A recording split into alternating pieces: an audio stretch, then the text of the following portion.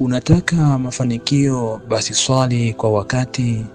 Unataka nuru ya uso, dumu na swala za usiku. Unataka utulivu wa nafsi, soma Qur'an kwa wingi. Unataka upate afya, dumu na funga saumu. Unataka upate wepesi wa mambo yako, dumu na istighfar. Unataka uwe huru na matatizo, dumu na dhikri. Unataka uwe huru na ugumu wa maisha, siku zote sema la haula wala quwwata illa billah.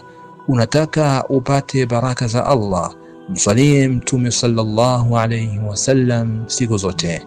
Unataka malipo yasiyo na shaka ndani yake, usikae na huu ujumbe peke yako, bali watumie na wengine ili iwe sadaka yenye kuendelea kwako.